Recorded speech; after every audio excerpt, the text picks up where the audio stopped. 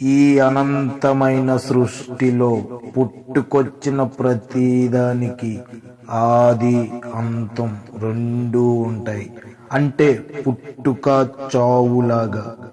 అవి వీధి నాటకానికైనా లేక పెద్ద పెద్ద హీరోలు నటించే నాటకానికైనా.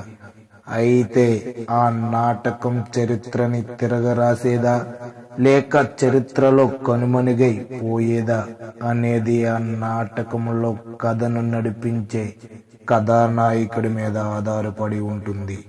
అయితే మన నాటకంలో కథానాయకుడు ఆది అంతం ఉన్న కథలో నటించే పాత్ర కాదు, అనంతమైన ఈ సృష్టిలో అంతం లేని ప్రేమ కోసం జీవించే పోరాడే పాత్ర కథానాయకుడిది.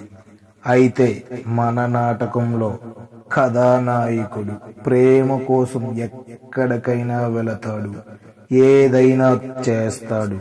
అది కాకులు దూరని కారడివి అయితే కాల్చుకొని వస్తాడు, చీమలు దూరని చిట్టడివి అయితే చీల్చుకొని వస్తాడు.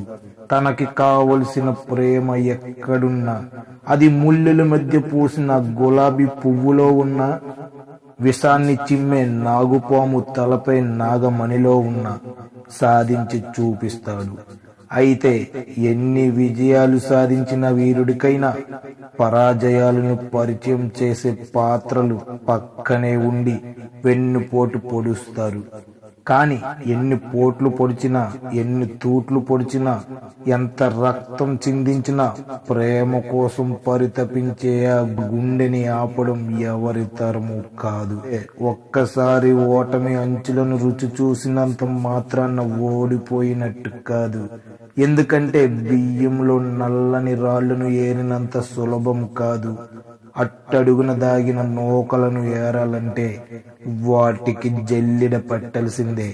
శత్రువుని కనిపెట్టడానికి రక్తాన్ని చిందించిన వీరుడు ఆ శత్రువుని కూడా ప్రేమతో మార్చి ఈ ప్రపంచాన్ని మొత్తాన్ని ప్రేమతో మార్చడానికి పుట్టుకొచ్చాడు మన ఈ కథానాయకుడు. ఫ్రెండ్స్, రిషి మీద రాసిన ఈ కవిత మీకు నచ్చినట్లయితే వెంటనే ఈ వీడియోని ఒక లైక్ చేయండి.